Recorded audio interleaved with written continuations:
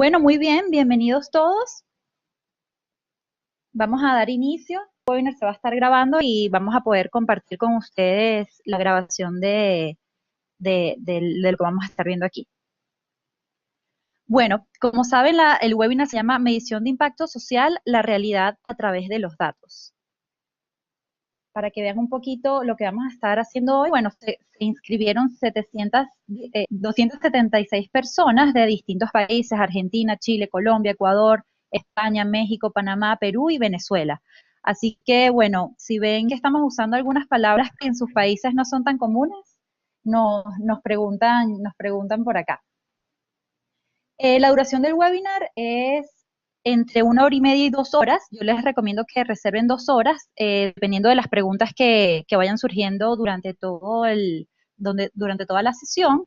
Y me encantaría que todos se sintieran libres de participar y de preguntar, ¿no?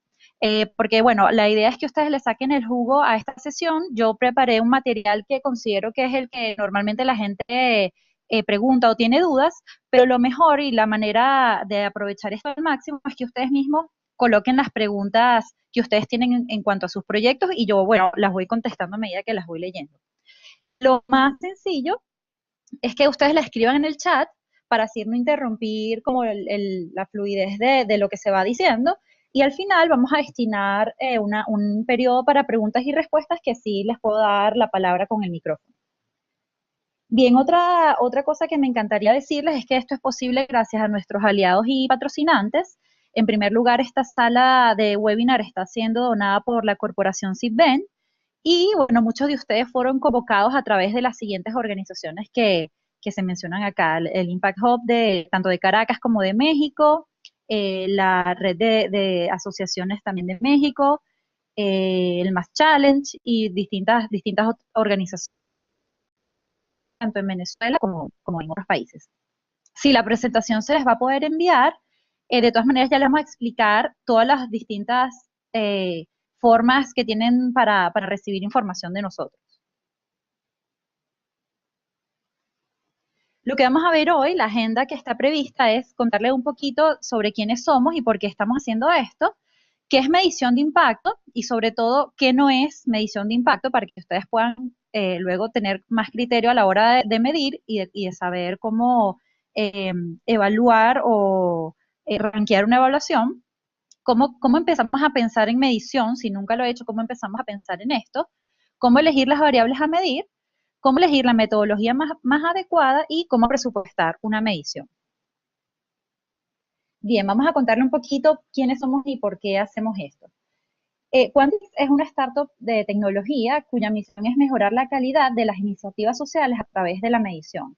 Nosotros somos un grupo de, bueno, ingenieros, licenciados de computación, sociólogos, que estamos muy vinculados el desarrollo de proyectos sociales y nos hemos topado con esta barrera de, bueno, cómo hacer que podamos medir nuestro proyecto, poder comunicar el impacto que tiene para distintos fines, para buscar más dinero, para saber si lo estamos haciendo bien, para influenciar las políticas públicas o para la toma de decisiones. En mi caso, yo estudié ingeniería, pero desde que estaba en la universidad he estado trabajando con proyectos sociales y de hecho me pasó, viví en carne propia lo que es estar desarrollando un proyecto social y por no tener datos de cuál es el impacto del proyecto, pues nos quedamos sin financiamiento. En aquel momento, obviamente, fue bastante frustrante, pero luego, vamos a decir, lo positivo de eso es que con mis socios empezamos a pensar, bueno, ¿cómo podemos hacer para que muchas organizaciones, así como nosotros, que tienen esta barrera de medir, puedan hacerlo de una forma más fácil y a un menor costo, que normalmente son como las grandes barreras para medir? Los invitamos a que nos busquen por LinkedIn y, bueno, establezcan contacto con nosotros por esos medios o a través del correo electrónico. Nosotros estamos haciendo todo esto porque una parte de la solución que encontramos para hacer que más organizaciones midieran y lo hicieran de una forma más sencilla es desarrollar una plataforma tecnológica para la medición de impacto social.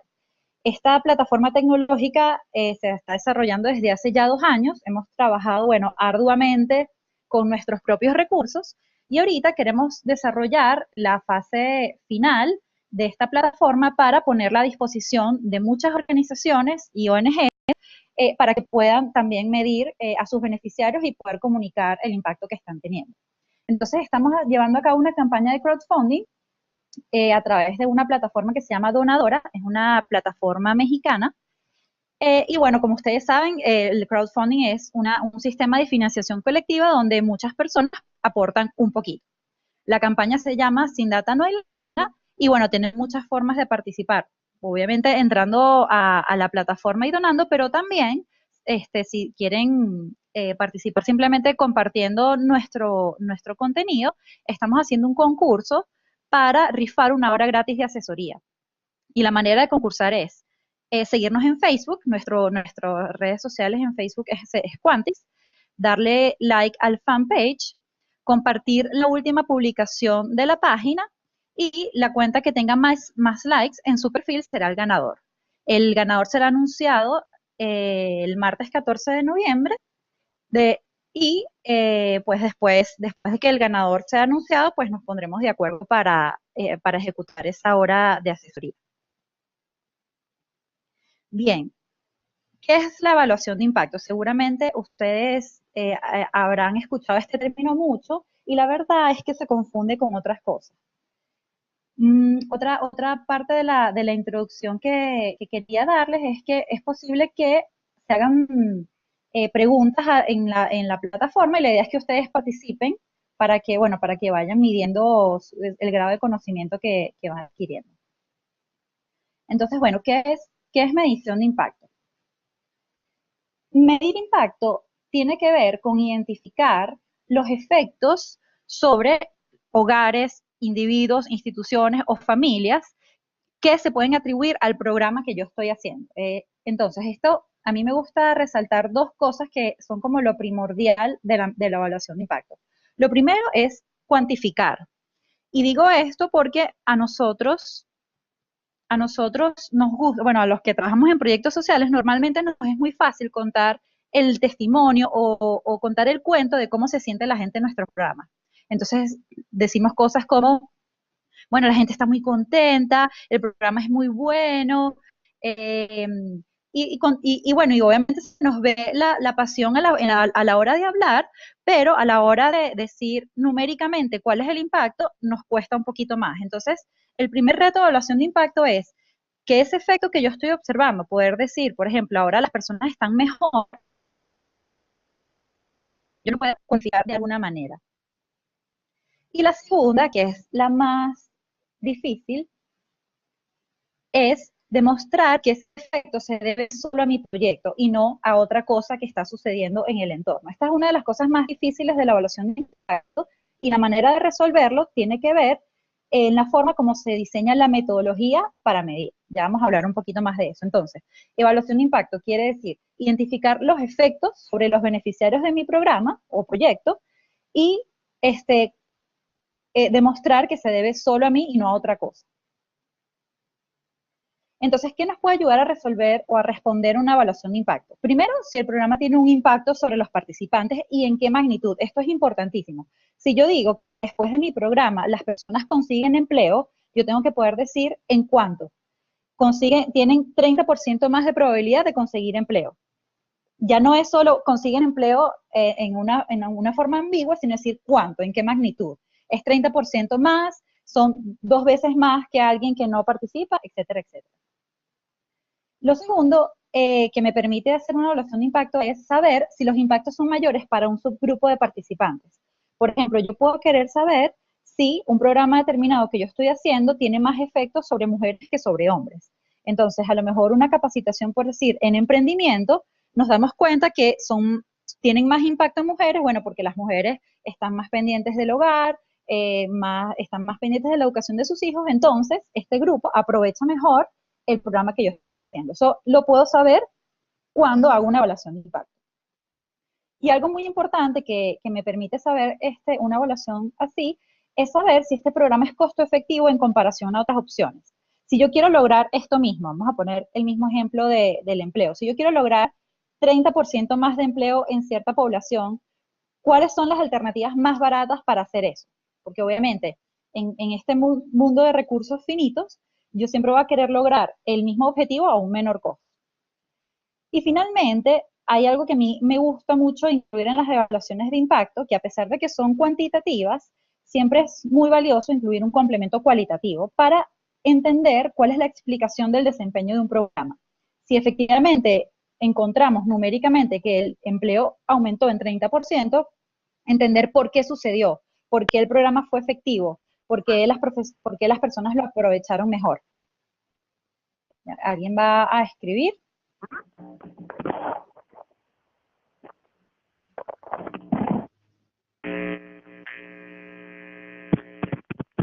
Ya vamos a silenciarlos, sí. Igual, de todas maneras, tengan cuidado cuando activen sus micrófonos porque todos vamos a escuchar el ruido detrás. Bien, entonces continúo. Bien, entonces vamos a desafiar un poquito la intuición. Y aquí es donde empezamos a entender cuál es el concepto verdadero de evaluación de impacto. Supongamos que nosotros deseamos medir el impacto de un programa de formación y queremos saber el impacto sobre el ingreso de las personas. Entonces, vamos a medir en cada uno de los puntos del tiempo, desde el 2010 hasta el 2015, cuánto era el ingreso promedio de ese grupo que en algún momento va a participar en el programa. Y si ven la línea azul, comenzamos, bueno, hipotéticamente en el 2010 con 0 ingresos, vamos aumentando en el 2011, esto son obviamente cantidades promedio, ¿no? De 100, 200, 300, 700 hasta 1000.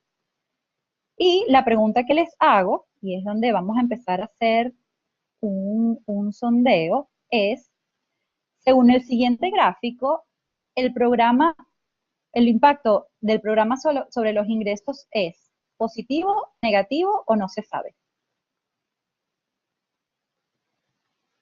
A ver, ¿qué piensan ustedes?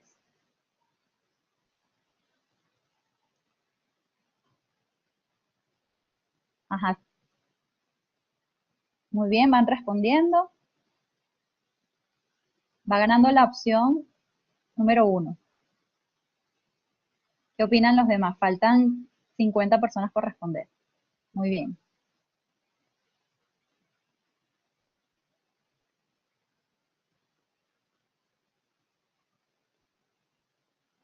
Muy bien, hay 37 personas que faltan. Ok.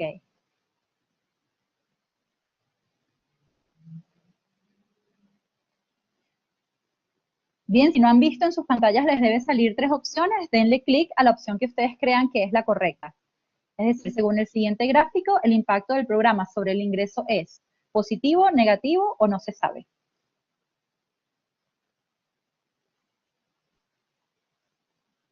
Bien, entonces en aras del tiempo les voy a mostrar las respuestas. Tuvimos, muy bien, tuvimos 41 respuestas de la opción 1, una respuesta a la opción 2 y 28 de la opción 3. Entonces, vamos a develar la respuesta a continuación. La respuesta correcta es que no se sabe. Y claro, ¿y por qué les digo que no se sabe? Porque nosotros tendemos a ver, y seguramente esa fue la respuesta de las personas que contestaron positivo, que como la gráfica va subiendo y en teoría las personas aumentaron sus ingresos, entonces yo puedo decir que ese impacto del programa es positivo, pero la verdad es que no se sabe. ¿Y por qué no se sabe? Porque el problema está en que yo no sé qué hubiese pasado si las personas no hubiesen participado en mi programa, no lo sé. O sea, ¿qué hubiese pasado si esto no hubiese ocurrido? Pues la verdad, nadie lo sabe. Entonces, ¿cuáles son los otros escenarios? Bueno, que las personas que no hubiesen participado en el programa estuviesen mejor. Entonces, en vez de tener ingresos de 700 y 1000 dólares, a lo mejor hubiesen tenido ingresos de 800 y 1200 dólares. O puede ser el caso contrario, puede ser que si no participan en mi programa, que hubiesen estado peor, que es como la linecita moradita que ven allí. Es decir, que sin mi programa, ellos hubiesen tenido ingresos de 200 o menos de 200 dólares. Entonces el punto está que como yo no sé qué hubiese pasado, yo no sé, no puedo afirmar que mi programa está siendo bueno, porque puede ser que lo que hizo que las personas aumentaran el ingreso no es necesariamente mi programa, sino que, bueno, la economía mejoró o hubo otro programa alrededor que influyó en que las personas mejoraran sus ingresos o algo ocurrió que modificó eso y yo no puedo demostrar que se debe solo a mí, ¿sí? Entonces, quizás cuando el programa es positivo, uno va a tender a decir que obviamente que mi programa es muy bueno porque las personas están mejorando, pero ¿qué pasaría si yo igual, de forma equivalente a la vez pasada, voy midiendo y veo que los ingresos están más bajos? Entonces alguien erróneamente puede afirmar que mi programa es malo porque después del programa las personas, en vez de mejorar sus ingresos, los disminuyeron y la verdad es que si no tienes un grupo de control que no participes, no sabes si más bien esas personas estarían peor. Entonces, ¿en qué casos puede pasar eso? Imagínense que en el 2015 hay una recesión económica fortísima. Y bueno, cualquier parecido con Venezuela es pura coincidencia. Entonces, eh, si yo no mido a las personas que no están en mi grupo, yo no puedo saber si de verdad, a pesar de que con mi programa los ingresos son menores, quizás sin mi programa hubiesen estado muchísimo peor. Entonces, si yo logro demostrar eso, mira, es verdad, ellos bajaron los ingresos, pero si mi programa hubiesen estado peor, entonces de alguna forma los salvé un poquito de estar mal económicamente, entonces ya estoy diciendo que mi programa es bueno, porque los estoy haciendo mejorar la condición que hubiesen tenido sin participar en el programa. ¿Se entiende hasta acá? Pueden participar y comentar lo que deseen por el chat. Muy bien.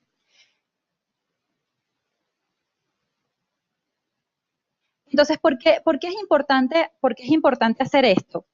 Porque en evaluación de impacto hay un concepto que se usa mucho que se llama contrafactual y es el escenario hipotético que representa lo que hubiese ocurrido a la unidad de análisis, es decir, a nuestros beneficiarios, a las personas, a las familias, a las escuelas, en ausencia de mi intervención o de mi programa. Y al final esto le da sentido a mi programa, porque si yo puedo demostrar, por ejemplo, que sin mi programa muchos niños hubiesen, por ejemplo, tenido desnutrición y con mi programa no la tienen, entonces eso le da sentido a que mi programa exista. Si yo logro demostrar lo que hubiese ocurrido sin mi programa y esa situación es peor, pues entonces obviamente yo le estoy dando un sentido de propósito a que yo exista. O sea, si yo no existo, entonces muchos niños van a caer en desnutrición, por darles un ejemplo. O si mi programa no existe, entonces muchas más personas van a estar desempleadas. Y por eso es que es tan importante poder de alguna forma representar lo que hubiese ocurrido sin mi programa. Y bueno, ¿y cómo hacemos esto en la vida real? En la vida real, obviamente, como no podemos saber qué hubiese ocurrido, lo que hacemos nosotros es agarrar un grupo de control, que es un grupo que no participa, y también medirlo en el tiempo.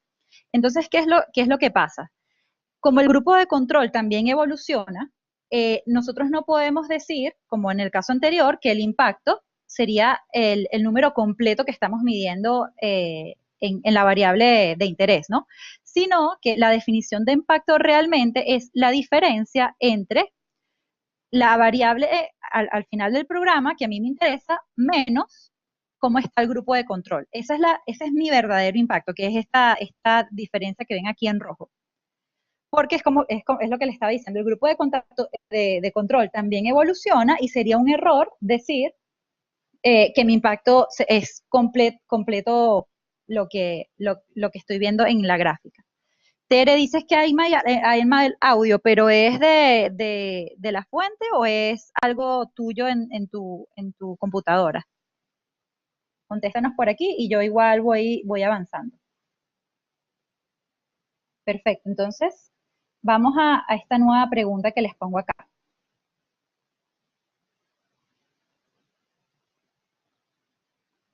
Bien, tenemos esta nueva pregunta. Según el siguiente gráfico, el impacto del programa sobre el ingreso 4 años después es $25, $10, 15 o no se sabe.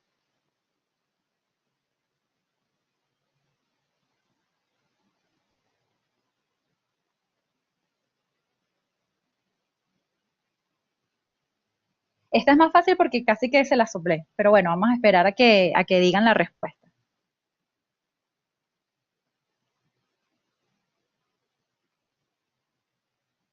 La opción 1 es $25, la opción 2 $10, la opción 3 15 y la opción 4 no se sabe.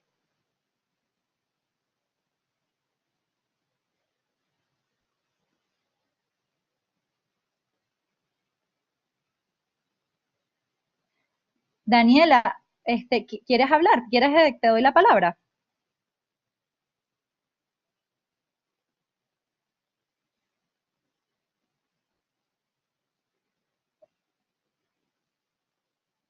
Muy bien, voy a parar y como muchos ya lo escribieron, la opción correcta es la 3. Entonces, por qué es la número 3? Porque, como les dije, la definición de impacto es la diferencia entre, bueno, en este caso 4 años después, entre el resultado de la persona que sí estuvo menos el resultado de la persona que no estuvo, que es la forma de en la vida real poder representar el contrafactual. O sea, ¿qué hubiese pasado si las personas no hubiesen participado? Bueno, vamos a buscar un grupo de control que representa lo que sucedería si alguien no participa.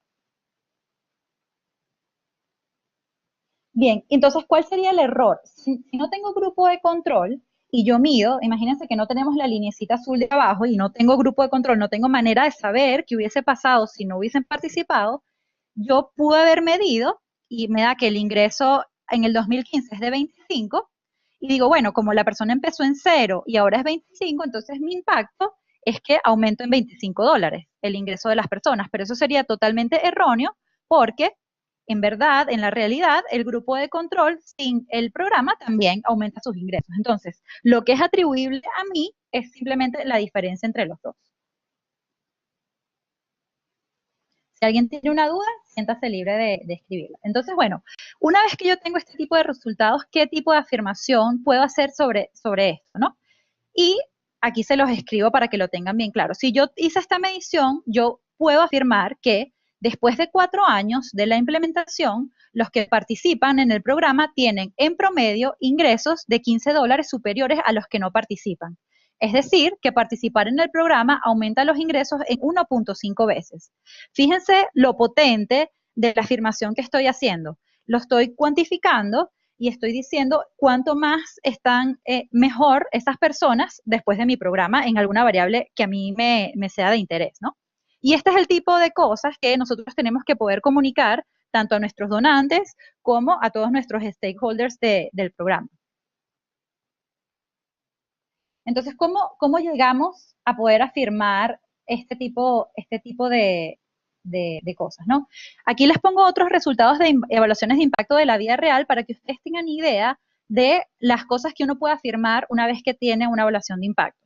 Por ejemplo, en un programa en Uruguay, dice la asistencia a nivel preprimario, que son de estas cosas de primera infancia, redujo la deserción escolar y aumentó los años de estudio completados y a los 15 años quienes habían asistido a la escuela preprimaria habían completado 0.8 años de educación más que aquellos que no habían concurrido. En Bolivia y Perú también se hizo otro programa de estimulación temprana para niños y el resultado fue que se traduce en una mejor salud mental, menos prevalencia de conductas violentas e ingresos aproximadamente un 25% más altos que los del grupo de control.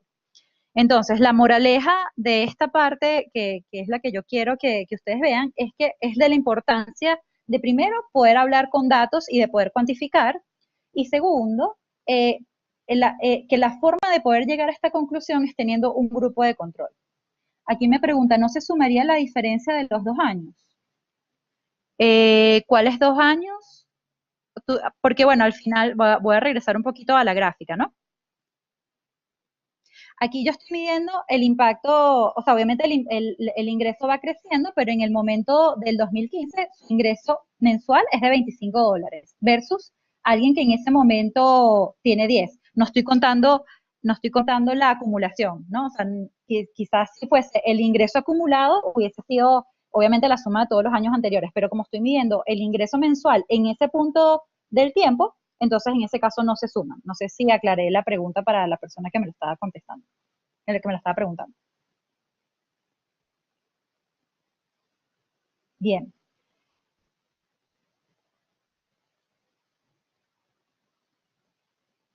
Aquí tenemos, esto quise mostrarles cómo nosotros podemos comunicar los resultados de una evaluación de impacto y más o menos qué tendría yo que colocar en un reporte, ¿no? Esto que vemos aquí es una infografía y por supuesto está hecho de forma muy resumida y para que cualquier persona lo pueda leer. Pero lo más importante es que quiero que identifiquen todos los elementos que tiene este reporte, ¿no? Que es un proyecto un proyecto de evaluación que hizo el BID y lo que querían ver era un programa para reducir el embarazo precoz. Entonces, del lado izquierdo tienen una descripción del programa, de qué trata el programa, un poco por qué se hace esta evaluación, o sea, cuál es la necesidad de medir. Y también hacia abajo ven cuál es el resultado cuantitativo. Lo interesante de este estudio es que ellos pudieron demostrar que después de este programa o participar en el programa reduce en 20% la probabilidad de quedar embarazada. Y esto tomando en cuenta a una joven de 16 a 19 años. En el lado de arriba, en la parte azul, vamos a ver la intervención a detalle. Y esto es importantísimo que lo podamos comunicar en los reportes de impacto que hacemos. No es decir, un programa de embarazo precoz, ajá, pero ¿en qué consiste? Aquí nos explican 25 horas de capacitación en habilidades socioemocionales, 75 horas de capacitación en habilidades socioemocionales, 150 horas de capacitación técnica y todo esto en 3 meses de prácticas en empresas. Después de la evaluación que se hizo de forma experimental, y aquí esto también hay que contarlo en un reporte de impacto, cuál fue la metodología, cuál es el tamaño de la muestra y si hay grupo de control y tratamiento, ellos se dieron cuenta que participar en el programa también mejora los puntajes en habilidades no cognitivas y mejora las expectativas, por ejemplo, en tener una mejor vida, en la probabilidad de conseguir un empleo y vivir fuera del barrio, ¿no? Esto es parte de lo que uno explica en un reporte de impacto y lo que uno quiere sacar de acá, obviamente, es, bueno, ¿cuál es el aprendizaje? ¿Qué puede aprender otra persona que esté trabajando en proyectos de reducción del embarazo adolescente? Y bueno, ellos llegaron a la conclusión de que apoyar programas que fortalezcan habilidades socioemocionales ayuda a evitar decisiones prematuras sobre quedar embarazada. Aquí Carolina me pregunta, ¿se puede abordar la problemática en el material? Que si quieres escribir, reformúlame tu pregunta porque no la entiendo muy bien. Voy a pasar la página. En el material te refieres al reporte, o sea, que en el reporte hablas del problema. Ah, sí, claro, sí, sí, sí. Es muy importante hablar de los antecedentes y qué es lo que motiva, ¿no? ¿Qué es lo que motiva eso? Y sobre todo, ¿qué otras iniciativas existen para resolver ese problema? Porque seguramente no eres la única que ya lo está haciendo. Entonces es importante decir, por ejemplo, bueno, hay otras iniciativas que han buscado resolver esto y estos han sido los resultados. Y ahora con esta evaluación lo que queremos saber es esto y esto y esto. Eso es parte de lo que se dice en un reporte, ¿no? También el tema del reporte depende mucho de cuál es la audiencia que lo va a leer, ¿no? Si es alguien más académico, pues por supuesto que va a estar mucho más pendiente de cómo se calculó la muestra y de los estadísticos que dan los resultados. Pero si a lo mejor es un donante, probablemente le interese más los resultados o las grandes conclusiones. Entonces tú también vas a tener que decidir qué información quitas y qué información pones de acuerdo a la audiencia que tengas, ¿no? Entonces, bueno, lo siguiente que me interesa que sepan. ¿Cómo logramos obtener este tipo de afirmaciones? ¿Cómo logramos obtener afirmaciones tan contundentes como las que les acabo de mostrar? Y bueno, primero, obviamente, lo primero que ya les comentaba es tener un grupo de control y es un grupo que no reciba el programa e igual sea sujeto de medición. Cada vez que yo digo esto, la gente pone el grito en el cielo porque obviamente dice, pero ¿cómo yo voy a medir a alguien que no está en el programa? Y es cierto que tiene sus retos, pero es lo que hay que hacer para poder demostrar qué hubiese pasado si mi programa no se hubiese ejecutado. Entonces, bueno, hay maneras de resolver cómo medir en el grupo de control, pero tengan en cuenta que es muy importante tenerlo. Lo segundo es que vamos a tener que medir las variables de interés en el tiempo. Si ustedes se fijan en una de las afirmaciones que yo le puse de Uruguay, decía, a los 15 años las personas presentan tantos años más de educación. Bueno, resulta que para yo poder decir que 15 años después algo sucedió, pues tengo que medir 15 años después. Estos programas, obviamente, sobre todo con los que tienen que ver con educación y formación, todas estas cosas que tardan en materializarse, los resultados verdaderos se ven a largo plazo, pero eso no quiere decir que no vayamos a medir en el corto plazo. Entonces, la moraleja de esto es, vamos a tener que medir en el tiempo a las personas y por eso es que nuestro programa se va a tener que ir acoplando a cómo hacemos para medir continuamente en el tiempo a estas personas, tanto las del grupo de control como de tratamiento. Aquí Yelitza me pregunta que si ese grupo de control debe ser representativo a nuestro grupo de beneficiarios. Sí, debe tener un tamaño específico, no es algo que es una regla, va a depender de muchas cosas, entre ellas cuánto es el tamaño del impacto que tú esperas obtener, pero no se trata de que sea representativo o no. Ahorita vamos a ver las características y lo más importante es que sea lo más similar posible al grupo de beneficiarios, o sea, al grupo que sí participa. No necesariamente eso es igual a representatividad, pero sí tiene que ser similar. Ya vamos a ver un ejemplo más adelante. Y el tamaño sí tiene que ser de un tamaño específico, pero no lo vamos a ver en este webinar porque ya tiene que ver como con técnicas un poquito más avanzadas. Pero sí. O sea, quiero decir que no van a decir, me iba a 2 personas y listo, sino que vamos a tener que calcular cuánto es ese grupo de control. Y el tercer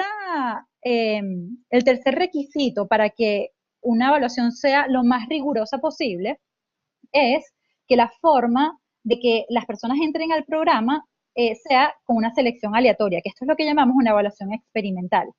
Esto ya lo he dicho en otros talleres y ahorita lo voy a hablar como muy por encimita. Si tienen más dudas, me preguntan. Vamos a ver si entendieron un poquito cuál es el concepto del grupo de control y por qué, y el tema de que tiene que ser igual. Vamos a ver este nuevo sondeo que vamos a hacer. ¿Cuál de los siguientes grupos de personas sería un grupo de control ideal? Entonces aquí tenemos 5 opciones. Serían las personas que no son elegibles para participar en el programa, las personas, ya que ahorita, las personas que viven en otras ciudades donde no se da el programa, personas que aplicaron al programa pero no fueron seleccionadas por alguna característica de la misma persona, o personas que decidieron no entrar al programa, y la última opción, ninguna de las anteriores.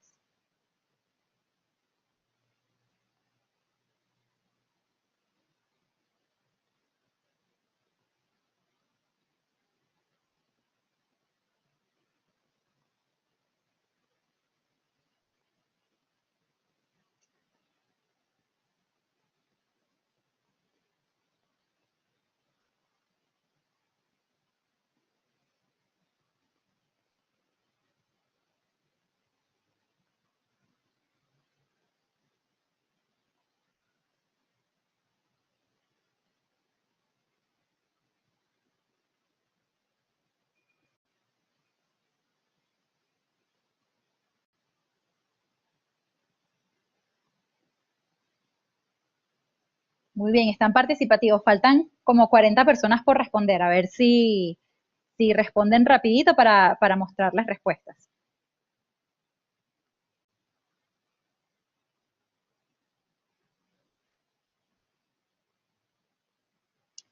Muy bien, bueno, voy a mostrar las respuestas. Y como ven, la opción correcta es la opción número 5. Y ninguna de las anteriores. Entonces, esto es también un poco quizás contraintuitivo. ¿Por qué creen ustedes que es ninguna de las anteriores? A ver si alguien se atreve a colocar algo por el chat.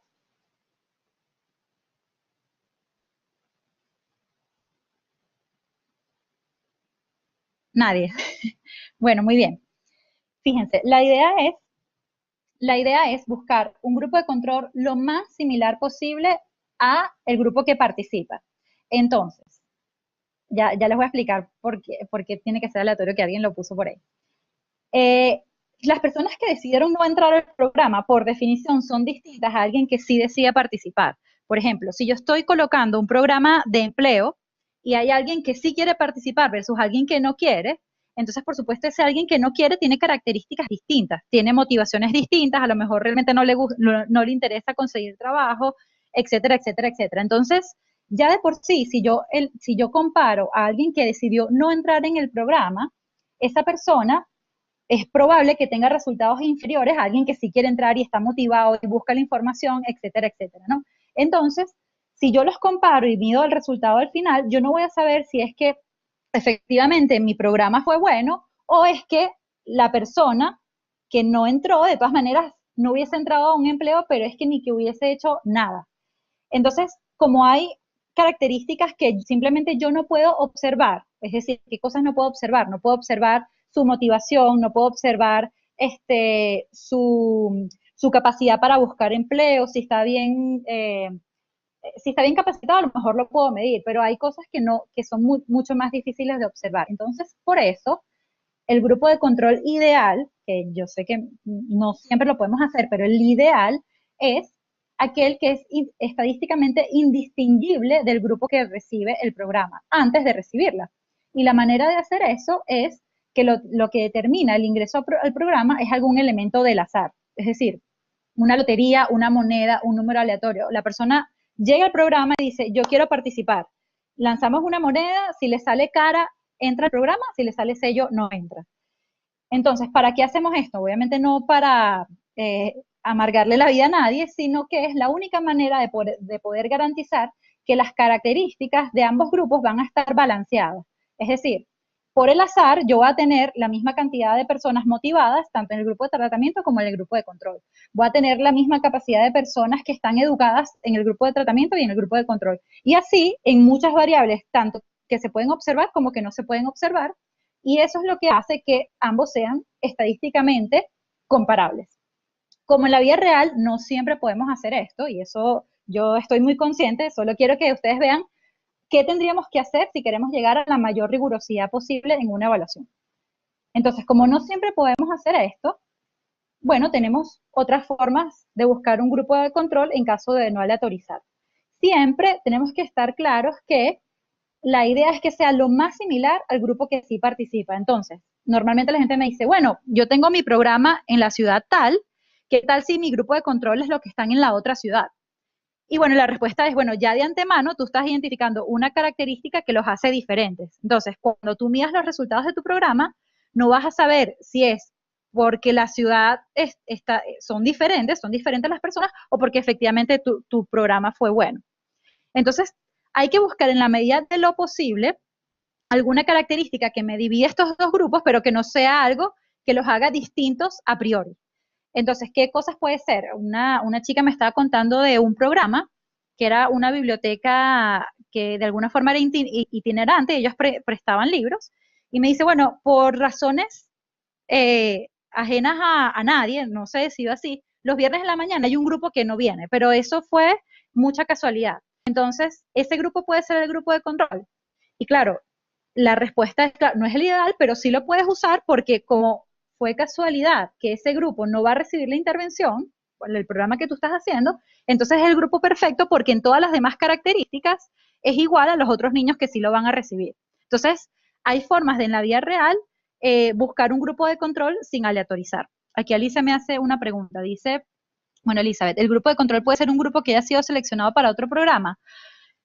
Sí puede ser, pero lo que pasa es que no vas a saber diferenciar el impacto, o sea, el efecto del otro programa sobre ese grupo o el tuyo propio, ¿ves? O sea, si la persona mejora, tú no vas a saber si fue el otro programa que influyó o si es que tu programa no tiene efecto, porque cuando veas la diferencia te podría dar cero. Ese quizás es el problema. Aquí Alice me pregunta, si es un programa educativo en una escuela pública, ¿pudiera ser en la misma ciudad una escuela que recibió y otra que no recibió? Sí, en principio sí podría, pero siempre vas a tener a alguien que diga, bueno, pero a lo mejor la otra escuela no es igual, no tiene la misma calidad de educación, etcétera, etcétera, pero sí, la respuesta es que en la vida real podrías usar otra escuela del mismo sector y la misma zona. Y bueno, hay una forma alternativa de generar un grupo de control que es una técnica que se llama matching. Básicamente, matching o pareo es una técnica en la cual yo a cada participante, a cada unidad de participante, a cada persona, se intenta encontrar una unidad no participante que tenga las características observables lo más parecida posible. Entonces aquí tengo un ejemplito muy sencillo donde tengo, por ejemplo, a una persona, aquí dice 1, 0, vamos a suponer que 1 es femenino, entonces el género femenino, 3 meses desempleado y 0 años, o bueno, no tiene educación secundaria. Entonces yo busco, si se ven el par, otra persona que también tenga 19 años, que no esté recibiendo el programa, que también sea femenino, que también tenga 3 meses de desempleo y que no tenga nivel secundario.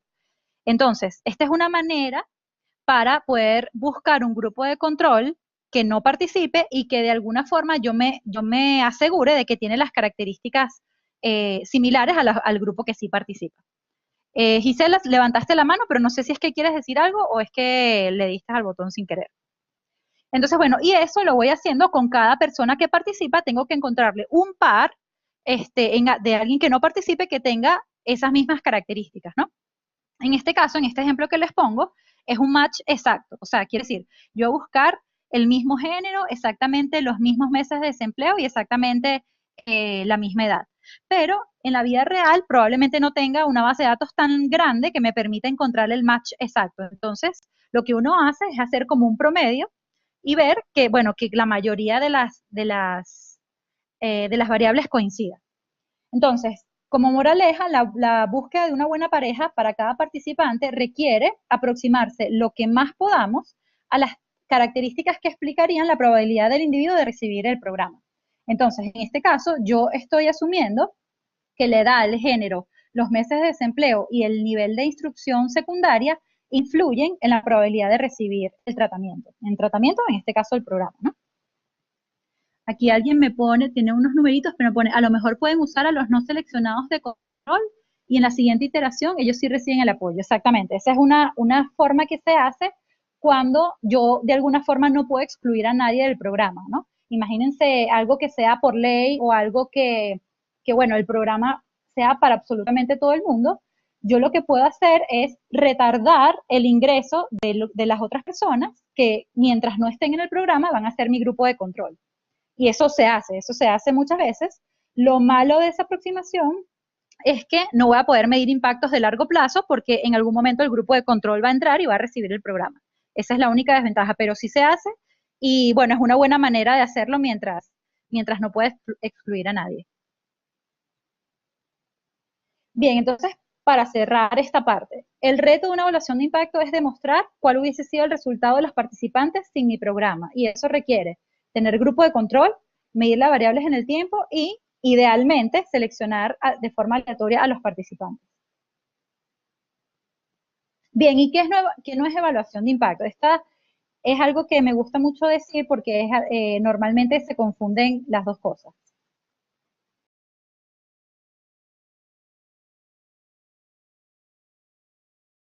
Yo no sé si a ustedes les pasa, pero a mí me pasa mucho que yo escucho a las personas decir, mi impacto es grande porque, por ejemplo, participaron muchas personas o se gastaron los recursos y fueron muchos recursos o estamos creciendo rápidamente o las personas están contentas, están muy contentas y bueno, eso me hace pensar que el impacto del programa es bastante alto. Pero la verdad es que esta información, a pesar de que es fundamental para la implementación del proyecto, no me habla de impacto. Lo que me está diciendo es de, bueno, qué tan bueno fui yo en la implementación. Y le pongo esta descripción, que es la definición de otro tipo de evaluaciones, que se llama evaluaciones de proceso, donde lo que se hace es analizar qué tan bueno se implementó un programa de acuerdo a lo que yo dije que iba a hacer. Es decir, está estudiando si el diseño, si el programa cumplió con su diseño original, si los bienes y servicios se entregaron a la población que yo dije que se entregaba, si cómo se entregaron, cuánto se gastó, si se está gastando de forma adecuada, si las personas están satisfechas, pero la evaluación de procesos no me habla de cómo cambia la vida de las personas después de participar en mi programa y eso es a lo que le queremos apuntar. Si Laura también me dice, también se habla en términos de número de beneficiarios o número de actividades, eso tampoco es exactamente, eso no es. Yo escucho decir, bueno, el impacto en mi programa es que hemos llegado a 1000 personas. Y yo entiendo que en marketing tratamos de poner frases así, pero la verdad es que eso no es impacto. Exactamente, o alcance en medios o cualquier otro indicador que en realidad lo que me está diciendo es, bueno, que tú eres muy buen ejecutor. O sea, tú haces las cosas que dijiste, las haces bien, pero todavía no me has dicho si eso tiene efecto sobre las personas que participaron. Bien, después de que ya vimos estos dos puntos, vamos a seguir con cómo comenzar a pensar en medición. Lo primero que tienen que tomar en cuenta para las personas que quizás no han entrado en este tema antes es que la evaluación consume tiempo y esfuerzo. Y aunque me encantaría decirles que no, la verdad es que sí, te van a tener que dedicarle tiempo, van a tener que dedicarle esfuerzo de toda su organización. Entonces, si ustedes sienten que en este momento su organización no tiene tiempo y no puede asumir un esfuerzo mayor, a lo mejor no es el momento de hacer una evaluación de impacto. Y eso es algo que tienen que reflexionar a lo interno de la organización. Otra cosa que tienen que saber es que probablemente requieran cambios en la forma de hacer el programa, porque, por ejemplo, a lo mejor hay que levantar datos donde antes yo no levantaba, hay que hacer encuestas antes de iniciar el programa y eso me hace que la logística sea distinta porque yo tenía un cronograma planteado y ahora tengo que incluir otras actividades que tienen que ver con la medición. Probablemente requiera más personas que estén a cargo solamente de las actividades de medición cuando antes eso no lo tenía. Entonces, probablemente se requieran ciertos cambios en la forma que yo estaba haciendo mi programa. La tercera cosa es que la evaluación de impacto es un esfuerzo a mediano y largo plazo. Es decir, como ustedes saben, estas cosas sociales se llegan a materializar cuando pasa el tiempo, ¿no? Si yo estoy en un programa de educación, probablemente esto se vea en el tiempo. Si yo estoy impactando a unos niños con estimulación temprana para que de adultos sean mejores, bueno, voy a tener que esperar muchos años para ver materializado ese indicador, ¿no? Entonces, lo que les quiero decir con esto es que probablemente tengamos que esperar para ver los resultados en el futuro, pero lo que sí es cierto es que hay que comenzar hoy. Es decir, si yo quiero tener resultados en 5 años, voy a tener que empezar hoy a medir la línea base de cómo están mis beneficiarios para en 5 años poder decir que el impacto fue tal o cual variable que yo quiera medir, ¿no? Otra cosa importantísima y que hay que tener presente es que hay que hacerle seguimiento a las personas en el tiempo. De esto no nos podemos escapar. Es decir, si yo me di una persona en el momento 1, por ejemplo, en el 2010, yo tengo que buscar a esa misma persona en el 2011, en el 2013, en el 2014 y hasta el año que vaya a hacer seguimiento. Es decir, yo sé que para algunas mediciones uno lo que hace es buscar una muestra de, de la población y no importa quién sea qué. En el caso de medición de impacto, para casi todas las metodologías, yo tengo que ubicar a la misma persona, porque yo voy a ver cómo cambia persona a persona y luego voy a hacer un promedio de todo el grupo. Pero entonces, lo más importante que quiero que se lleven es que si los beneficiarios son personas o familias o eh, alguien físico, pues yo voy a tener que contactarlo en el tiempo. Y eso va a tener ciertos retos para nosotros. Entonces, con toda esta introducción, cuando vamos a pensar en una medición de impacto, tenemos que reflexionar sobre este filtro que les coloco aquí. Lo primero es qué va a ser evaluado. Y a pesar de que parezca obvio, hay programas que son tan complejos, que tienen tantas dimensiones, que a lo mejor no es posible medirlo todo. Es decir, bueno, es un programa integral que incluye a la familia, pero al niño también, y entonces se le hace una capacitación a los maestros, y entonces los maestros luego hablan con los papás. Hay programas que son tan complejos que a lo mejor vale la pena decir, bueno, vamos a medir una parte del programa y no el total porque sería demasiado ambicioso medirlo todo de una vez. Entonces, eso es parte de lo que se tiene que reflexionar de entrada, ¿no? Lo segundo, que es muy importante, es para qué se quiere evaluar. Y esto va a definir el camino que se va a seguir en la evaluación. ¿Qué se va a hacer con los resultados? Si yo quiero, por ejemplo, bueno, estoy haciendo un programa y lo quiero ampliar a nivel nacional porque creo que es muy bueno, probablemente vaya a ser distinta a que si simplemente yo lo quiero usar para consumo interno y para tomar decisiones, ¿no? Porque eso va a tener implicaciones sobre la metodología que voy a usar y sobre todos los recursos que voy a necesitar para poder demostrar que mi proyecto es tan bueno que amerita ampliarlo a nivel nacional. Lo tercero es quién va a evaluar, si ustedes mismos o ustedes van a contratar a algún externo que vaya a evaluar. Y esto porque normalmente si tú lo que quieres es, como vamos a decir, demostrar o ser como una función de auditoría, probablemente vas a tener que hacer que otra persona mida para que no haya riesgo en la credibilidad del resultado, ¿no? Es decir, bueno, te dio todo positivo porque lo mediste tú y seguramente trampeaste la evaluación, ¿no? Si a lo mejor ustedes tienen que tener como esa carga de la prueba y demostrarle a otras personas el nivel de impacto que están teniendo, probablemente requieran que algún externo los mida. La cuarta, y esta es importantísima, es que se desea saber con la evaluación. Y es muy común que las personas digan, bueno, yo quiero medir impacto, pero mide a ver qué da, mide ahí a ver qué es lo que te da el programa, ¿no? Y eso no es así. Cuando medimos impacto, tiene que haber una intencionalidad en qué es lo que queremos saber. ¿Qué queremos saber? Si este programa realmente ayuda a reducir el embarazo precoz o queremos saber si con el programa las personas, qué sé yo, consiguen empleo más rápido. Por ejemplo, con el programa del BID que les mostré hace poco.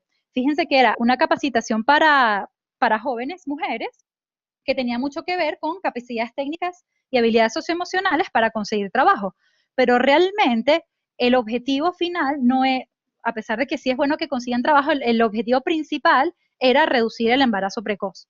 Entonces, tenemos que saber intencionalmente qué queremos saber. Si no es que yo puedo medir 1000 cosas y decir, bueno, mira, medí todo y aquí está. Eso no se hace de esa forma. Tengo que tener muy claro cuál es la pregunta de investigación que quiero contestar. La otra cosa también importante es con qué recursos se cuenta, ¿no? Hay personas también que me dicen, bueno, yo quiero medir y les pregunto, ¿con qué presupuesto cuentan? Y me dicen, no, ninguno.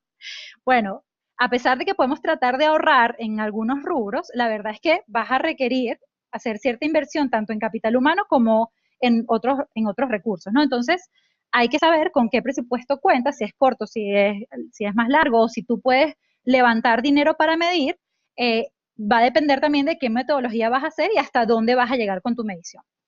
La metodología que usar también va a depender de todas las preguntas anteriores. Como les dije, si quieres evaluar para replicar el programa a nivel nacional, probablemente vas a necesitar una evaluación experimental. Pero si lo haces como consumo propio para aprender, bueno, para ir un poco teniendo algunos indicios de que te digan cómo va tu programa, quizás puedes elegir una metodología no experimental. ¿Quiénes van a participar? Obviamente, quién hará qué cosa, quién va a recoger los datos, quién los va a analizar, quién va a coordinar, eso es importante saberlo, y cuándo se va a evaluar. Hay personas también que nos llaman y nos dicen, bueno, queremos evaluar y queremos tener los resultados en diciembre porque necesitamos presentárselo a los donantes.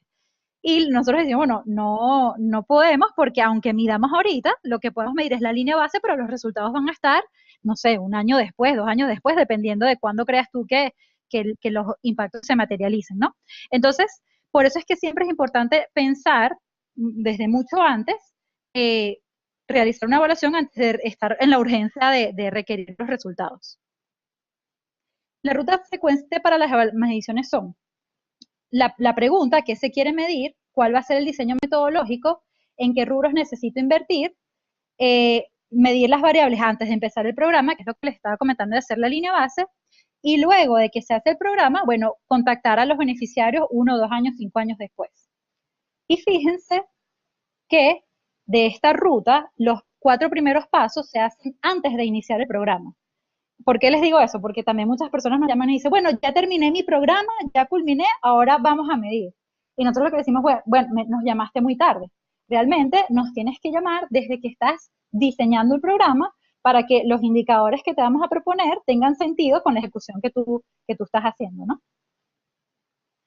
Entonces, en conclusión, ¿no? Pensar en la medición desde antes, o sea, desde que se diseña el programa, siempre incluir el presupuesto de la medición en el costo del programa. Normalmente cuando presupuestamos el proyecto en sí o la implementación del proyecto, olvidamos por completo incluir cualquier partida para medición. Es importante incluirlo desde el inicio. Solicitar en la línea base al menos 4 números de contacto del participante. ¿Y por qué es esto? Porque como ya les dije, nosotros vamos a tener que contactar a esa persona en el tiempo, quién sabe cuántos años más adelante, y se van a dar cuenta que la gente cambia de teléfono, se muda, bueno, le pasan 1000 cosas, y bueno, se ha comprobado que 4 números de teléfono es el número como óptimo, ¿no? Si pedimos más, la gente se fastidia y no te contesta, y si pedimos menos, es probable que algunos se pierdan. Medir en lo posible antes de iniciar el programa y sobre todo medir antes del programa cuando la metodología no es experimental, porque es la única forma de comprobar cómo va evolucionando tanto el grupo de control como el de tratamiento. Y para programas con niños y adolescentes, siempre contemplar medir a los padres, ¿no? Sobre todo los niños, es probable que no te puedan contestar una serie de variables que tú vas a querer medir, entonces a lo mejor vas a tener que medir a los papás también.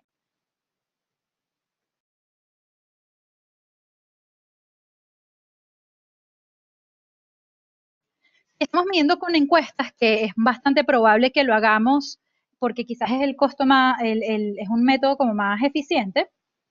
Hay que elegir un balance entre calidad y costo, ¿no? ¿Qué les quiero decir con esto?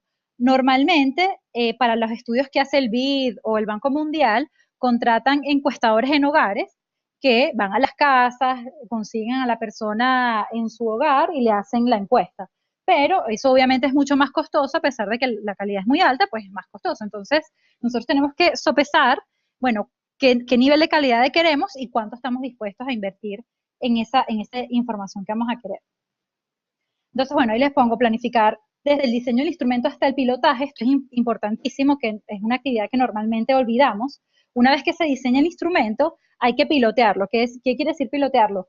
Colocarlo a prueba de personas que no participen en el programa, porque si hacen el cuestionario antes lo están contaminando, pero que sí sean del mismo grupo, de manera de entender si se entendió bien las preguntas, si las personas contestan bien, si el cuestionario es muy largo, etcétera, etcétera, ¿no?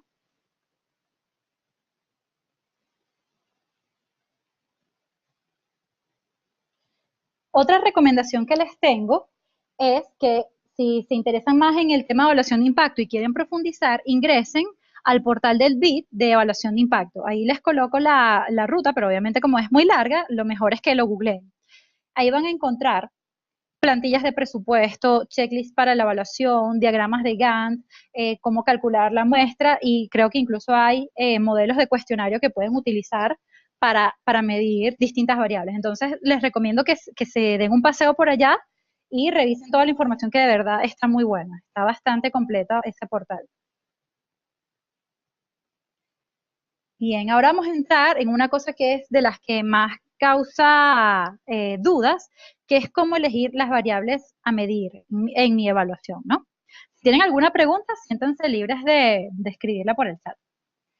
Bien, entonces, recordemos lo siguiente, ¿no? La evaluación de impacto nos permite determinar si un programa está teniendo los efectos deseados en una población, es decir, si estoy teniendo los objetivos para el cual fue creado ese proyecto. Entonces, lo primero que debe guiar la selección de variables es qué quieres lograr con el programa, ¿sí? Y entonces, igual, cuando alguien me dice, es que yo no sé qué medir, la pregunta que yo le hago es, ¿qué es lo que quieres lograr con el programa? Si un programa se hizo para disminuir la desnutrición en niños, entonces probablemente parte de las variables que me vas a tener que decir es cómo está la nutrición de los niños. Puede parecer muy obvio, pero créanme que no es tan obvio. No es tan obvio porque cuando nos hemos metido en la profundidad de los proyectos, resulta que no siempre hay tanta claridad en lo que se quiere lograr. O a lo mejor hay una claridad, pero a un nivel de concepto muy alto, y aquí la idea es tratar de bajarlo lo más que podamos. Es decir, que yo quiero empoderar a las mujeres, ok, pero ¿qué crees que qué es empoderar a las mujeres? Es que tengan más ingresos, que tengan mejor autoestima, que no dependan económicamente del esposo. Es decir, tratar de, en lo posible, operacionalizar, que es lo que llaman, qué es lo que tú quieres lograr, y en esa medida va a ser mucho más fácil medir el programa.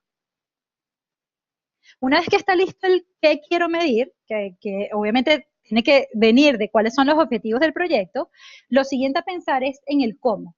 Es decir, cómo medir lo que queremos medir. Ya sé que lo que quiero es saber qué tanto aumenta la autoestima de la mujer después de participar en un programa. Bueno, el siguiente reto es, bueno, cómo medimos la autoestima, pero eso es un reto mucho más fácil una vez que sabemos qué es lo que queremos medir, ¿no?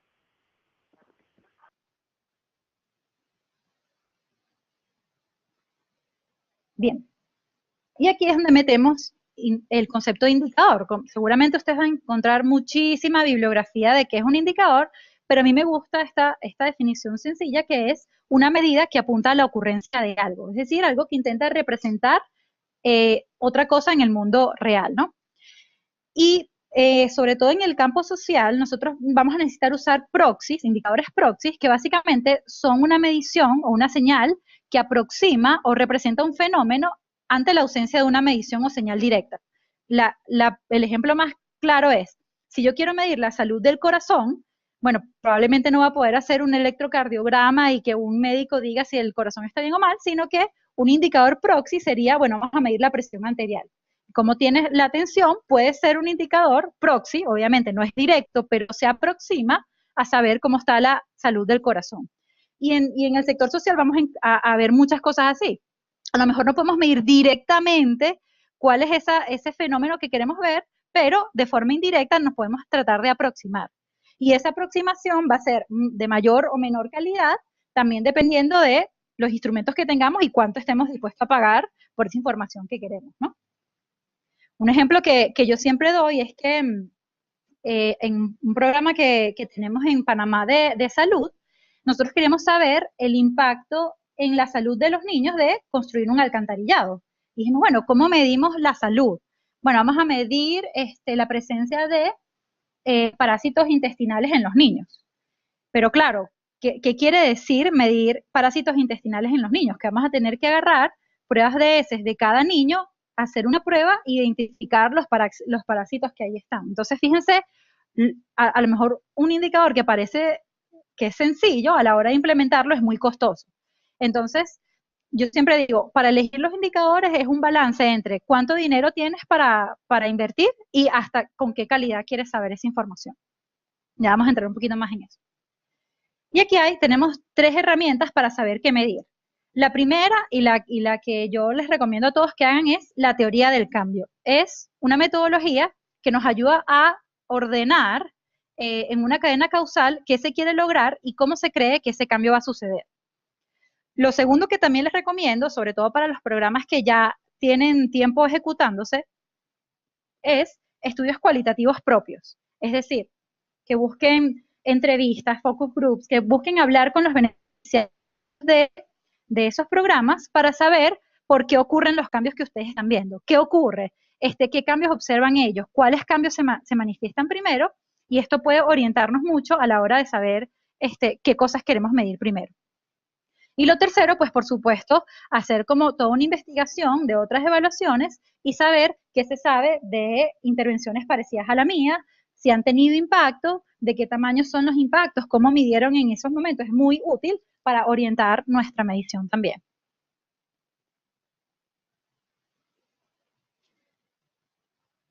Bien, la teoría del cambio, quizás algunos de ustedes la conozcan, es la descripción de cómo se supone que una intervención consigue los resultados deseados. Básicamente es una cadena causal de cómo y por qué un proyecto va a lograr los objetivos, ¿no? Y a mí me gusta esto porque una vez que uno hace esa lógica causal, es decir, desde el problema, que es lo que tiene que ir sucediendo como causa de lo anterior, me va a facilitar construir indicadores para las distintas etapas del programa. Ahorita vamos a ver un ejemplo, ¿no? Y otra cosa que me encanta de esta metodología es que ayuda a ordenar las ideas y pensar bien sobre las preguntas de investigación, ¿no? Porque, como ustedes saben, en los proyectos sociales tenemos impactos y resultados de distinto nivel. Bueno, tenemos la asistencia, pero después las personas se motivan a otra cosa y al final, a largo plazo, lo que queremos es que la persona mejore sus ingresos, por darle un ejemplo. Entonces, una de las cosas que permite la teoría del cambio es ordenar todos los tipos de resultados que vamos a poder teniendo a medida que el programa se va desenvolviendo. Hay varias formas de hacer esta cadena causal. Yo la que uso es la que usa necesidades, intervención, productos, resultados intermedios e impacto, pero hay otras versiones que en vez de necesidades usan, por ejemplo, el input. Bueno, ¿cuál es el input de tu proyecto? A lo mejor es, bueno, libros de texto y así, ¿no? Este es el que yo uso, pero realmente lo importante es que una cosa es consecuencia de la anterior, ¿no? Entonces, las necesidades obviamente es el problema que dio inicio, que motivó el programa que ustedes están haciendo. Luego, el programa específico, que es, en teoría, la intervención que va a resolver ese problema. Los productos son las consecuencias directas esperadas de ejecutar las actividades planeadas. Por ejemplo, si yo voy a capacitar personas, el producto directo, que es consecuencia mía, es personas capacitadas. Eso es lo que está, vamos a decir, bajo mi control, ¿no?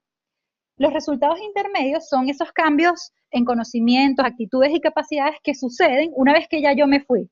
Ya yo terminé el programa, me fui, ¿qué es lo que tiene que ocurrir para que el programa dé los resultados que yo quiero obtener, ¿no? Y finalmente, el impacto es ese objetivo final, que es lo que estoy esperando cambiar. ¿Qué es el estado ideal de la población objetivo sin el problema, ¿no? O con el problema resuelto. Entonces, vamos a poner aquí un ejemplo muy sencillito con una manzana. Supongamos que yo tengo personas con problemas de salud y tengo la hipótesis de que comerse una manzana al día va a mejorar la salud. Entonces, las primeras cosas que yo tengo que medir y les va a parecer muy obvio es que si yo entrego las manzanas, bueno, obviamente voy a tener que medir si las manzanas se entregaron, pero luego voy a tener que medir si las manzanas se ingirieron, si las personas se las comieron, que a pesar de que pueda parecer obvio, en la práctica resulta que no es tan obvio. A lo mejor yo tengo la genuina intención de que las personas realmente usen el servicio o el producto que yo estoy ofreciendo como parte de mi programa, pero en la vida real puede suceder cualquier cosa y eso termina no sucediendo. De hecho, hay una chica de México que me contaba que tenía un programa del Banco de Alimentos y ellos lo que hacían era que, por ejemplo, en los supermercados, recogían la comida que la gente no compraba y que obviamente se iba a dañar y las llevaban a lugares donde estaban personas de bajos recursos, ¿no? De manera que pudiesen recibir esos alimentos que de todas se iban a dañar. Bueno, ellos obviamente, como todos los que hacemos estas cosas, con toda la intención de ayudar y de hacer que, bueno, sí, de mejorar la calidad de vida de las personas, entregaban estos alimentos con la expectativa de que la gente se nutriera mejor. Cuando empezaron a medir, se dieron cuenta que la gente botaba los alimentos que le entregaban. Y entonces dijeron, bueno, ¿qué pasa aquí? Que la gente está botando los alimentos. No se supone que la gente está pasando hambre. No se supone que la gente quiere comer. No se supone que la gente está esperando alimentos. Y cuando se dieron cuenta de qué pasaba, resulta que los alimentos que les estaban dando, la gente no sabía cómo cocinarlos ni cómo comerlos. A lo mejor eran alimentos muy raros para ellos. Por ejemplo, aquí voy a dar nombres que probablemente en cada país sea distinto, pero no sé, champiñones, berenjenas, distintos alimentos que como la gente no sabía cómo se cocinaban, pues simplemente los botaban. Entonces, ¿cuál es algo tan sencillito que pasó? Pero me pareció que fue muy aleccionador porque algo que uno daría por sentado de que la gente lo va a recibir y lo va a usar, resulta que en la práctica no es así. Entonces, parte de lo que tenemos que chequear y efectivamente verificar es que ese producto que nosotros estamos entregando sea efectivamente consumido y usado por las personas beneficiarias, ¿no? Luego, bueno, el resultado intermedio que se espera en este caso, obviamente pueden haber distintas teorías del cambio para un mismo programa, porque por algo es una teoría, porque es algo que nadie sabe cómo va a suceder hasta que lo pones en práctica, es que dice, bueno, lo que hace que esta manzana ayude a la salud es que aumentan los niveles de vitamina C en el cuerpo y bueno, el impacto es que tengo más salud. Entonces, hasta ahora, esta teoría del tiempo está buena porque está tratando de hacer la cadena causal. Lo malo es que todavía el impacto final está un poquito difuso. Una alternativa para colocarlo mejor sería, bueno, si ya sabemos que el mecanismo por el cual actúa la manzana es que aumenta los niveles de vitamina C, entonces este programa no es para todo el mundo, no es que le va a mejorar la salud a alguien que no corra, no corra bien o a alguien que le duran las rodillas, no, es para personas que tengan bajos niveles de vitamina C. Entonces, al yo saber cuál es el mecanismo por el cual mi programa está actuando, puedo eh, focalizar mejor quiénes van a ser beneficiarios. En este caso es muy obvio. Bueno, si efectivamente esto lo que hace es aumentar el nivel de vitamina C, entonces los beneficiarios que más lo van a aprovechar son los que tienen bajos niveles de vitamina C. Entonces, la nueva teoría del cambio sería personas con bajos niveles de vitamina C, el programa es una entrega de manzana al día, el producto es que las manzanas son ingeridas, el resultado intermedio, que es obviamente algo que ocurre cuando yo no estoy, es que los niveles de vitamina C aumentan y el impacto final es que se reduce la incidencia de escorbuto, que es una enfermedad que da por bajos niveles de vitamina C. Entonces, bueno, a pesar de que hoy no vamos a hablar a profundidad de qué es la teoría del cambio, sí, una de las recompensas que estamos ofreciendo como parte de la campaña de crowdfunding es un video instruccional sobre cómo hacer la teoría del cambio de sus proyectos, ¿no? Ahorita lo que quiero es que vean como la gran idea para que entiendan cómo pueden empezar a ordenar su programa. Aquí les coloco otro caso que es una metodología innovadora para la enseñanza de la matemática. Y bueno, en este caso ellos detectaron que los estudiantes desertan la escuela por dificultad en asignaturas como matemática, ¿no? Y se idearon que la forma de resolver este problema era con un nuevo programa de estudios de matemáticas, capacitando a los profesores en quizás nuevas técnicas de enseñanza y haciendo una edición, impresión de nuevos libros de texto. El producto que ellos esperan después de implementar esto, o sea, la consecuencia directa es que los profesores estén capacitados y que los libros de texto sean entregados. Entonces, una vez que los profesores fueron capacitados y los libros fueron entregados, que es hasta donde llega mi programa, ¿qué esperamos que suceda? ¿Cómo es que estos profesores y estos libros entregados van a en algún momento desencadenar en un impacto? Y bueno, entonces la forma es, los profesores usan los libros nuevos, los estudiantes aprenden mejor y mejora el desempeño en matemáticas. ¿Cuál es el impacto final que yo quiero observar? Que, bueno, voy a tener mejores tasas de finalización de la escuela. De hecho, si ven, la idea es que la necesidad que yo identifique esté realmente conectada con el impacto que estoy mostrando, ¿no? Y esto es importante hacer siempre el check.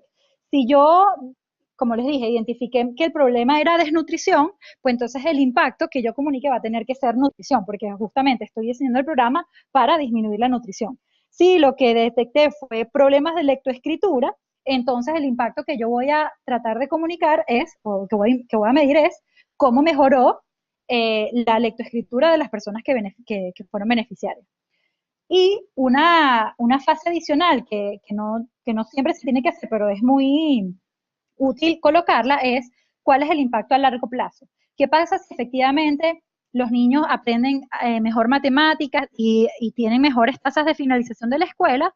¿Cuál sería el impacto después de todo eso? Bueno, a largo plazo, yo esperaría que estas personas tuviesen un mejor empleo y aumentan sus ingresos, por darles un ejemplo. Siempre es bueno imaginar cuál es el largo plazo o la consecuencia final de esto que yo estoy tratando de resolver. Bien, entonces vamos a ver un ejemplo de cómo operacionalizar las variables a medir. Vamos a hacer como ¿cómo se dice? Una regla mnemotécnica de cómo deben ser los indicadores que yo voy a medir, ¿no? En primero deben ser claros y sin ambigüedad, es decir, que cuando todo el mundo lea ese indicador, todo el mundo entienda a qué nos referimos. Ya vamos a ver un ejemplo. Que sean relevantes, es decir, apropiados para lo que estoy haciendo, económicos, y esto en verdad casi que es uno de los criterios que más uno toma en cuenta a la hora de diseñar una evaluación, y que sean adecuados, es decir, que en verdad detecte el impacto que yo quiero medir. Vamos a ver un ejemplito. Imagínense que yo quiero medir el producto de profesores capacitados. Entonces alguien me hace una propuesta inicial y me dice, bueno, para medir eso, tú tienes que contar el número de profesores que están aprendiendo o que aprenden sobre el nuevo método de enseñanza. Pero, ¿qué problema tiene este indicador? Para no ponerlos a escribir por el chat, el problema está en que, bueno, ¿qué quiere decir que aprenden? ¿Quién define si aprenden o no aprenden? Entonces, este indicador es muy ambiguo porque si yo se lo doy a distintas personas, las mismas personas no lo van a medir igual o van a entender una cosa distinta sobre lo que es aprender. ¿Cuál puede ser un indicador alternativo que sea un poquito más claro? Y es, que me fui una más, y es la nota obtenida en test de conocimiento sobre el nuevo método.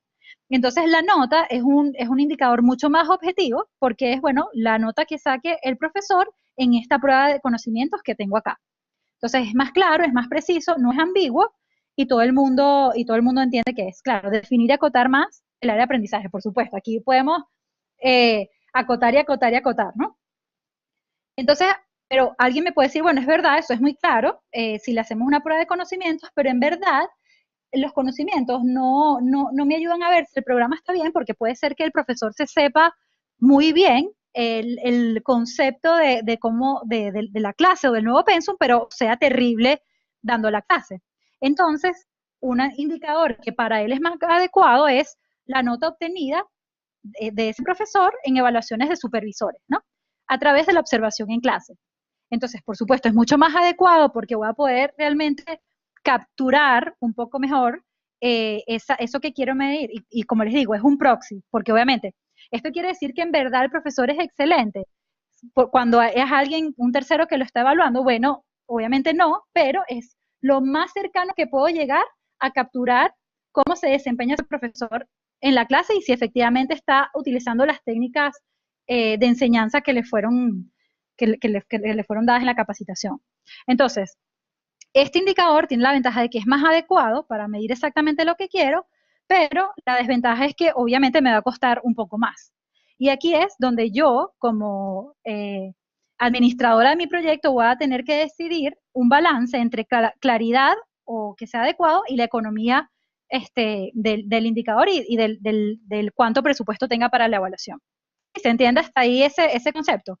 Al final, vamos a tomar decisiones muy prácticas, a pesar de que en la literatura podamos encontrar indicadores muy rimbombantes. En verdad, lo importante es que hagamos una reflexión de yo puedo realmente pagar lo que se requiere para obtener este tipo de medidas, o yo tengo la capacidad instalada para poder recoger esta nota de todos los profesores con un supervisor que evalúe en clase cómo se desempeña. Si la respuesta es no, entonces probablemente voy a tener que flexibilizar y me voy a tener que conformar con, bueno, la nota obtenida en el test de conocimiento. Eso no está mal, siempre y cuando haya pasado por un proceso de reflexión de yo entender qué es lo que estoy sacrificando de lo adecuado del indicador versus la economía. Y yo creo que esto no lo dicen así en ningún libro de texto, pero en la práctica es así. O sea, bueno, cuánto dinero tienes para ejecutar? Si no tienes nada, probablemente te vas a tener que ir con indicadores más sencillos. Y otro ejemplo similar es, por ejemplo, para el tema de la manzana, si yo quiero medir el impacto de se reduce la incidencia de escorbuto. Y alguien me puede decir, bueno, para medir eso, tú lo que tienes que hacer es medir el nivel de vitamina C y de hierro en algún examen de sangre o de orina. Pero bueno, la pregunta es, ¿tú puedes costear un examen de sangre tanto a las personas del grupo de tratamiento como del grupo control y además hacerlo antes y después del programa? Si la respuesta es no, entonces probablemente tengas que buscar otro indicador que sea más económico, que puede ser quizás algo como este. Días de presencia de síntomas en un último mes autorreportado. ¿Qué quiere decir? Que con una encuesta yo le voy a preguntar a la persona si tiene alguno de los síntomas que da esta enfermedad del escorbuto. Bueno, si tiene, no sé, los ojos enrojecidos, si ha vomitado, qué sé yo. No soy doctora para saber los síntomas, pero entonces es un proxy que me ayuda a aproximarme, a poder capturar qué es lo que está pasando en esta variable, tanto en las personas del control como de tratamiento. ¿Se entiende? Entonces, al final, es difícil que uno diga, bueno, estos son los indicadores que hay que medir porque depende de cuál sea la situación de la organización, depende de cuál sea el presupuesto que tengas para medir. Y hay otra cosa que sucede sobre todo en nuestros países latinoamericanos, y es que a pesar de que teóricamente el indicador es muy fácil de conseguir, en la práctica no se consigue. Por ejemplo, yo quiero medir las tasas de finalización de la escuela. Entonces, bueno, lo más natural sería conseguir el porcentaje de niños que desertan la escuela y que esa estadística me la dé la escuela, ¿no? El colegio. Pero en la vida real, no sé si les ha pasado, por eso les digo, cualquier parecido con la realidad es pura coincidencia, aunque la escuela te diga que sí, yo te la doy, resulta que o no te la dan, no te dan esta estadística, o no la llevan porque no tienen recursos, etcétera, etcétera, y nos toca a nosotros, los que llevamos los programas, hacer esta medición. Entonces, vamos a tener que medir ese mismo porcentaje de niños que desertan la escuela, pero medido por encuestas. Ajá, aquí Osvaldo me pregunta, ¿cómo hago para medir la lucha contra la corrupción donde la sociedad está emergida como una práctica cultural? Bueno, es que aquí la gran pregunta es, ¿qué es para ti la lucha contra la corrupción? Y es donde empezamos a operacionalizar las variables, porque la lucha contra la corrupción todavía es un concepto muy etéreo. Entonces yo puedo decir, bueno, resulta que la lucha contra la corrupción puede ser, o lo puedo medir como un proxy, por el número de denuncias que se hacen de corrupción, por ejemplo. Entonces, aquí es donde tú vas a tener que reflexionar sobre qué es para ti lucha contra la corrupción y qué indicadores hay disponibles en el mundo real, ¿no? Sí, sí, sí me explico, ¿no? Porque obviamente, ¿cómo sé yo que la gente está luchando contra la corrupción? Tendría que, por ejemplo, voy a encuestar a todo el mundo y le voy a decir, ¿usted lucha por la corrupción, sí o no? Imagínate, ¿no? Entonces, uno trata de operacionalizar, ajá, no medir la lucha, ajá, pero ¿qué es la lucha? O sea, que ahí más a tener que decir, bueno, para mí lucha por la corrupción es participación cívica o es denuncias, ahí vas a tener que operacionalizar qué quiere decir para ti lucha corrupción. De hecho, la forma de medir corrupción en los países es la percepción de corrupción. Hay una encuesta que creo que hace Gallup que pregunta todos los años a una muestra X en los países cuál considera usted que es el nivel de corrupción de su país. Pero eso no es la corrupción en sí, eso es un proxy que me ayuda a más o menos tratar de capturar cómo está la corrupción en ese país a través de la percepción de corrupción. ¿Se ve?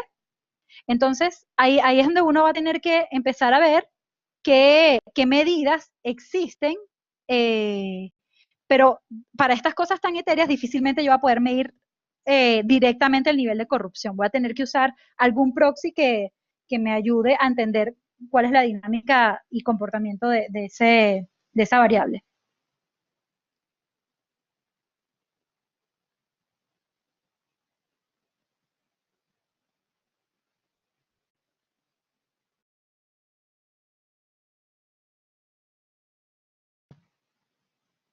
Bien, entonces, como les decía, la segunda herramienta para perfilar o para perfeccionar su medición es utilizar métodos cualitativos, ¿no? Como les dije, bueno, sabe establecer hipótesis sobre, bueno, qué cambios ocurren primero, por qué ocurren. Les voy a poner aquí un ejemplo de un programa que se llama Fútbol con Corazón que hicimos en Barranquilla, cuyo objetivo es promover valores a través del deporte. La idea era promover el desarrollo de habilidades para la vida de forma lúdica y a través del deporte, ¿no? Entonces, claro, los objetivos están muy claros, querían incentivar la resolución pacífica de conflictos, promover la equidad de género y a un largo plazo promover la permanencia en la educación formal. Pero cuando empezamos a medir, o bueno, cuando nos enfrentamos al reto de medir, dijimos, bueno, ok, pero no podemos medir todas las habilidades socioemocionales de una sola vez, porque primero son muchas y segundo, el cuestionario va a quedar de 3 horas por cada persona. Entonces aquí es donde uno se enfrenta como con barreras de la vida real que te hacen tener que tomar decisiones de cómo vas a priorizar las variables que quieres medir. En este caso, lo que nosotros hicimos una serie de entrevistas y focus groups con personas que habían participado años atrás, tanto con los niños, que en ese caso ya eran adolescentes porque habían crecido, como con sus padres. Entonces les preguntamos, bueno, ¿qué fue lo que más te impactó o cuál fue el cambio que tú empezaste a ver en tus hijos después de que participaron en este programa? Y las personas nos iban contando, ¿no? Después de hacer un trabajo cualitativo, analizar los datos y estructurarlo, nos empezaron a comentar o identificamos estas variables, ¿no? Por ejemplo, disciplina, respeto, solidaridad, eran las 3 cosas que la gente siempre mencionaba cuando les preguntábamos acerca de qué era lo que había visto como cambio en los beneficiarios, ¿no? Y claro, en el trabajo cualitativo la gente te echa el cuento, por llamarlo así, pero luego tienes que hacer el esfuerzo por transformar eso en una medida cuantitativa. Entonces, ¿qué hicimos nosotros? Escribimos la descripción de la variable tal como fue entendida por las personas. En este caso, las personas dijeron que la disciplina lo entendían como cuidado del cuerpo, que los niños estaban más pendientes de cepillarse los dientes, de la ropa, la casa, la capacidad para ajustarse a horarios. Y nosotros dijimos, bueno, ¿cómo capturamos esto que las personas comentan en algo cuantitativo? Y empezamos a buscar test psicométricos que nos dieran una aproximación lo más cercana posible a esta descripción que habían dado las personas, ¿no? Entonces, en este caso, encontramos 2 test que medían las distintas variables que están aquí. Por ejemplo, habilidades asociadas a realizar actividades cotidianas de manera aceptable. El respeto lo tradujimos en otras 2 variables que fue problemas de conducta y conformidad con lo que es socialmente correcto. Y solidaridad, que las personas no entendían como la voluntad para ayudar a las personas. Encontramos un test que se llama ayuda y colaboración. Entonces, este test psicométrico mide la tendencia a compartir con los demás lo propio, estimular su rendimiento, reforzarlo, participar y colaborar en el trabajo común. Entonces, claro, obviamente no es exactamente igual porque la descripción, tú me dices, bueno, mide la solidaridad, ¿cómo puedes cuantificar la solidaridad de alguien? Es difícil, ¿no? Son este tipo de variables que nunca vamos a poder medir directamente y lo que tratamos es de acercarnos con algún test psicométrico. Entonces, igual, esto, si quieren saber más, nosotros en nuestro banco de indicadores tenemos como una lista bastante amplia de algunos tests que se pueden usar para medir variables como estas. Bien, entonces para cerrar esta parte, para establecer las variables a medir, yo les recomiendo eh, hacer estos 4 pasos, ¿no? Uno, desarrollar la teoría del cambio de tu programa, y ahí les recomiendo involucren a varios stakeholders, tanto a los beneficiarios como a los donantes, etcétera, para poder construir esa cadena de lo que ustedes creen que va a suceder. Usen bibliografía para generar hipótesis sobre la cadena causal. A lo mejor ese problema que ustedes están tratando de resolver seguramente ya alguien lo pensó antes que usted y probablemente tenga un poquito más de evidencia sobre lo que sucede. Lo segundo, decidir cuál o cuáles impactos son los más importantes. Como les dije, los programas sociales suelen ser multivariables, ¿no? Entonces uno al final tiene que poder decidir, bueno, a cuál es el indicador que yo le quiero dar con todo. O sea, a pesar de que sí, yo quiero crear varias cosas, ¿cuál es ese indicador que de verdad me importa y con el cual yo quiero poder contar una historia de éxito de mi proyecto? El tercero, elijan un conjunto de indicadores que sean el mejor balance entre relevancia y economía, como el mismo que les conté. Si no tienen para hacer un examen de sangre a todo el mundo, entonces, bueno, ¿qué indicador equivalente pueden hacer para medir eso mismo que quieren? Y de cuarto, el decidir en cuáles momentos del tiempo se levantará la data. A veces no es fácil saber en qué momento hay que levantar. Por ejemplo, en el programa de fútbol siempre fue una duda, bueno, ¿y en qué momento se materializa la solidaridad en los niños después de participar? Bueno, no lo sabemos. Entonces ahí es cuestión de decisión. Mira, tú puedes consultar con psicólogos, etcétera, etcétera, y con base a eso tomar una decisión de en qué momento vamos a empezar a medir esas variables. A lo mejor si yo termino el programa hoy y mido inmediatamente mañana, seguramente esas variables no se van a haber movido. Bueno, ¿cuánto tiempo tengo que esperar? ¿Un año, 2 años, 3 años? Es parte de las decisiones que vamos a tener que hacer.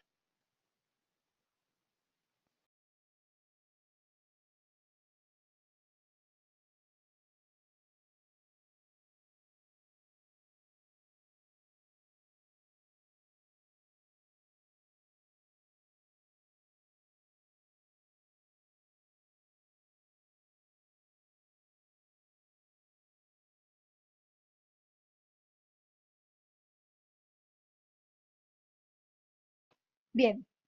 Uy, ya que me voy.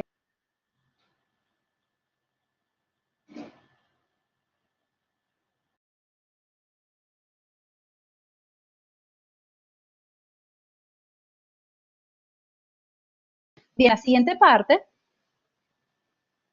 voy a silenciar que aquí alguien tiene la siguiente parte es cómo seleccionar la metodología más adecuada.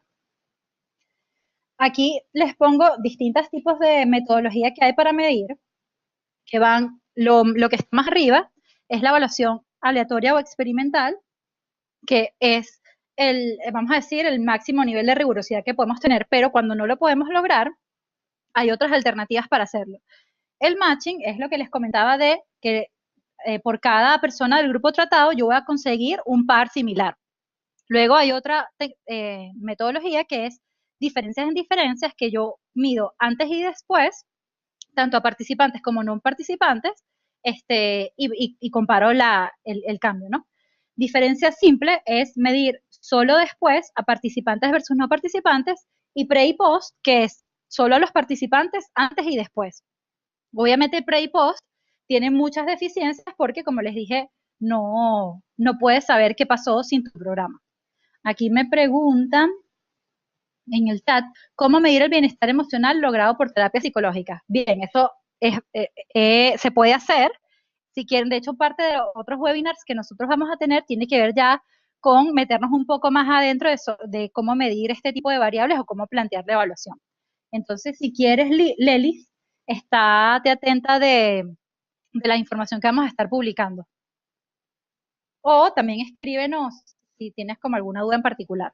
Entonces, bueno, el objetivo de ahorita no es profundizar en todas estas técnicas. De hecho, nosotros también parte de lo que estamos ofreciendo es una guía de medición de impacto donde vamos a profundizar un poco más sobre cómo decidir cada una de estas metodologías. Miriam me dice que no se escucha. Ahora sí se escucha, Miriam. Por acá, bien, ok.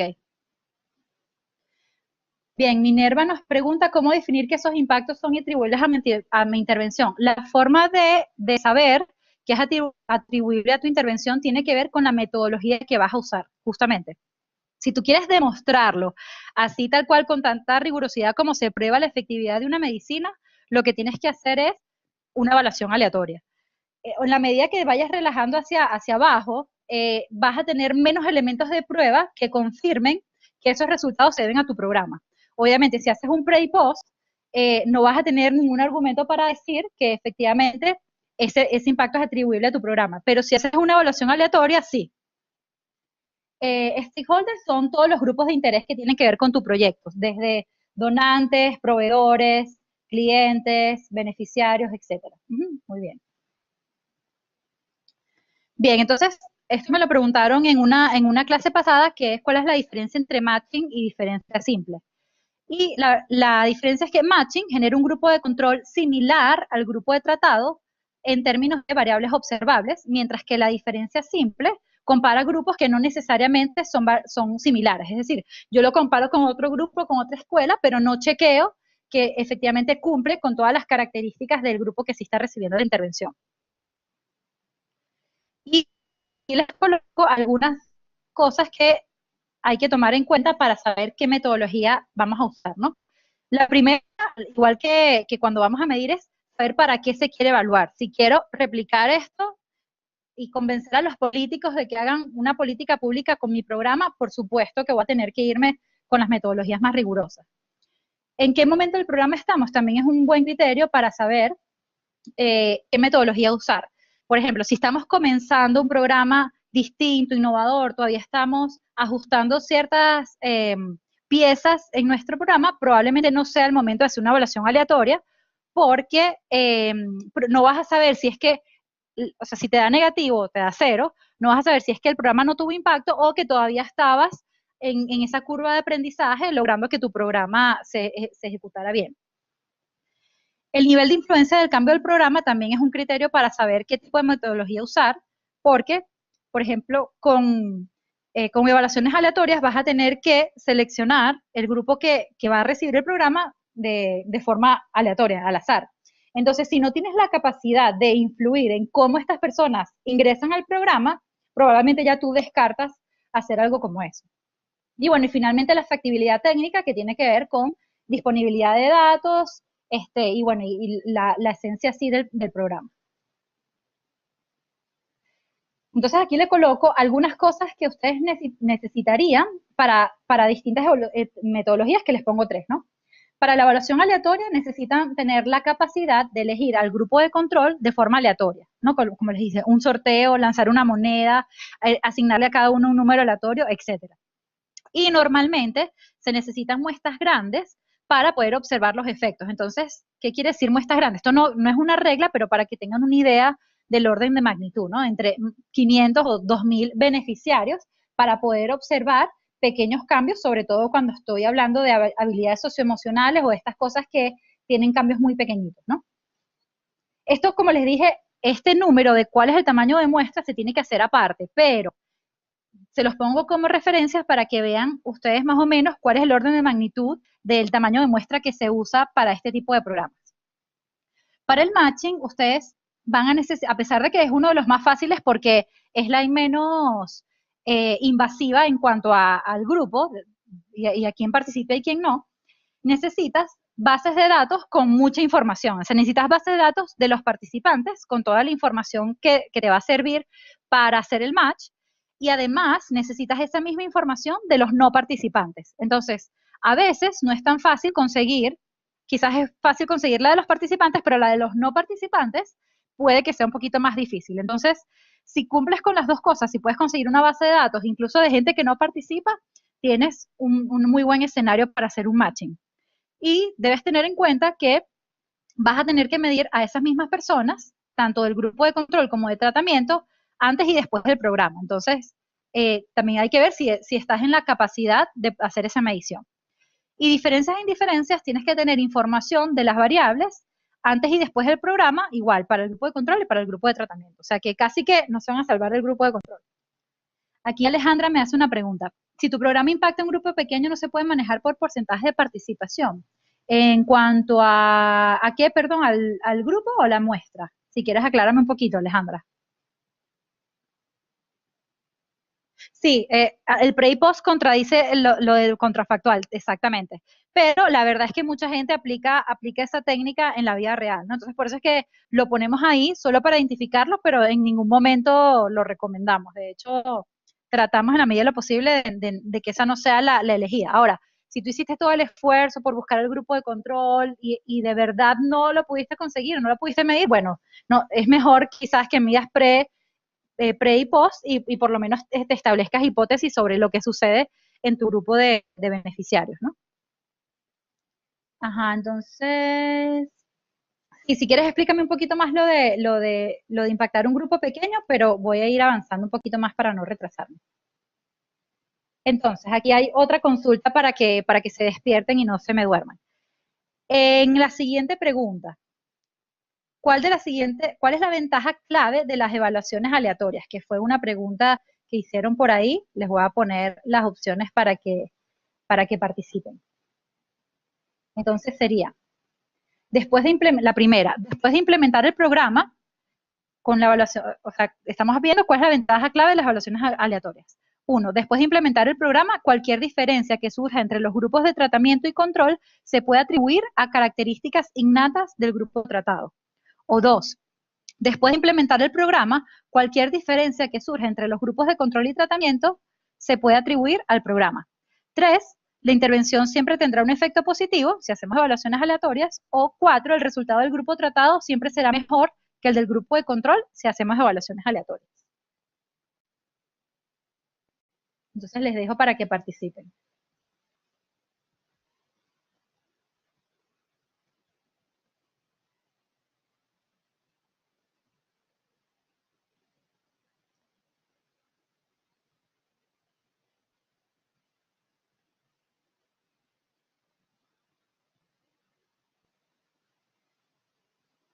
Ajá.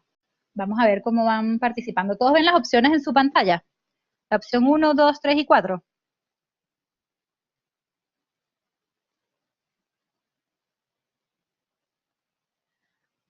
Ángel, veo que tienes la mano levantada. ¿Es porque quieres participar o sin querer le diste al botoncito? Te voy a bajar la mano. Si necesitas decir algo, me avisas.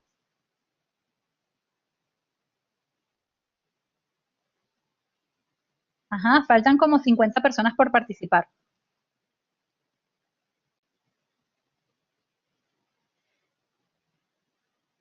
Bien, voy a mostrar las respuestas. Entonces, como la mayoría lo puso, la mayoría puso la opción número 2, efectivamente, la ventaja de las evaluaciones aleatorias, y era la pregunta que me hacía creo que Miriam, es que si yo efectivamente logro aleatorizar las personas que entran al tratamiento, cualquier diferencia que surja entre estos dos grupos, yo puedo asegurar que se debe nada más a mi programa. ¿Por qué? Porque en teoría todas las variables de ambos grupos eran iguales y lo único que fue distinto fue mi programa. Entonces, por lo tanto, yo puedo decir que esa diferencia se debe a la participación o al beneficio que recibieron con el proyecto que yo hice. Y eso es lo que quiero que se lleven en mente. No importa que en la práctica ustedes decidan no hacerlo, pero que ustedes entiendan qué es lo que determina la calidad de una evaluación. Entonces, finalmente, la moraleja es que elijan la metodología que les dé la mayor confianza en el resultado obtenido y además sea técnicamente factible. Porque si ustedes no confían en la metodología y el resultado les da algo que no es lo que ustedes esperaban, o les da negativo, les da cero, entonces ustedes van a decir, ah, bueno, es que la metodología estuvo mal hecha.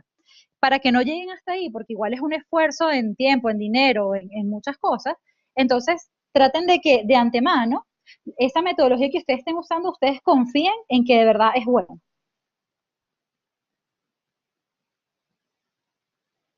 Bien, y ya entramos en la última parte que es cómo presupuestarla para ir cerrando el webinar.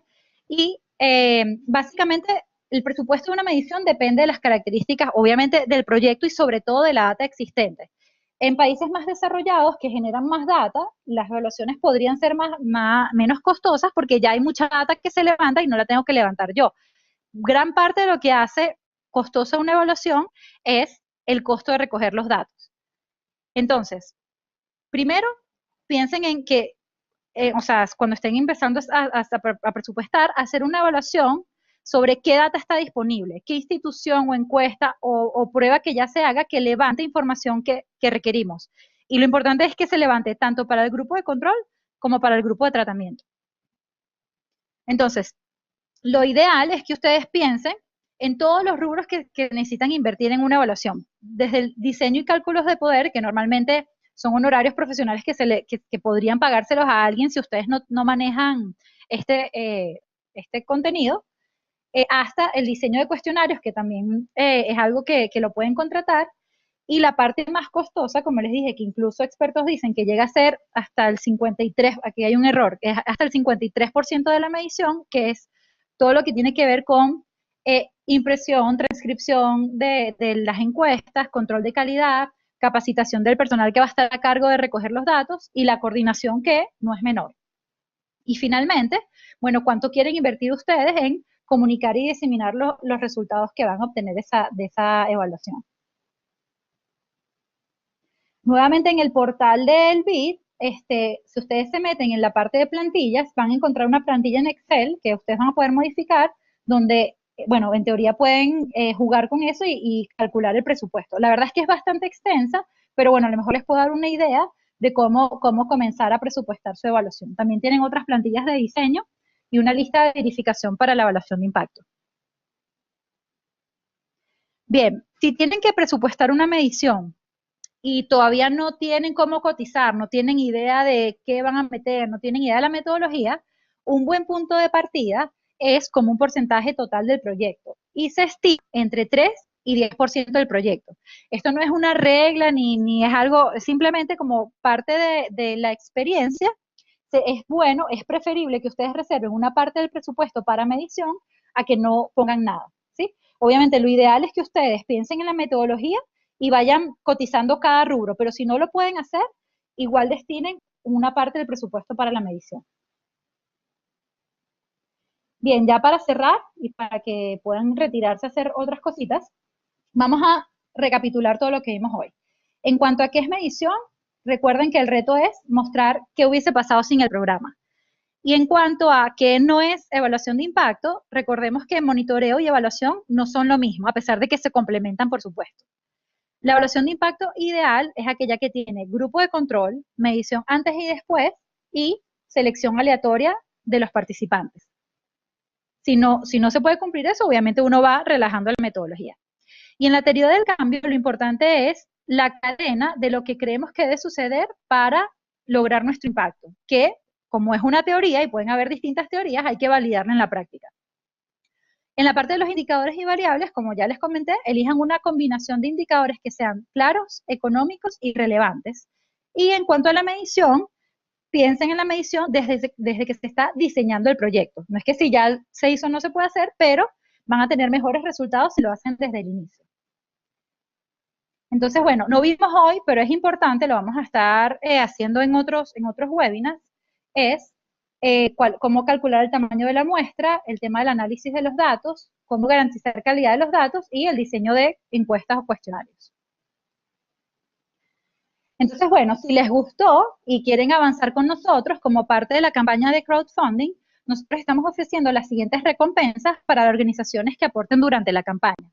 Entonces, desde el menor aporte, ofrecemos como recompensa la guía Medición de Impacto, que es un documento digital, pasando por videos instruccionales, webinars un poco más avanzados, hasta ya asesoría en medición de impacto y acceso temprano a la plataforma de indicadores, que es donde ustedes van a poder ver toda la lista de variables socioemocionales que estamos manejando, ¿no?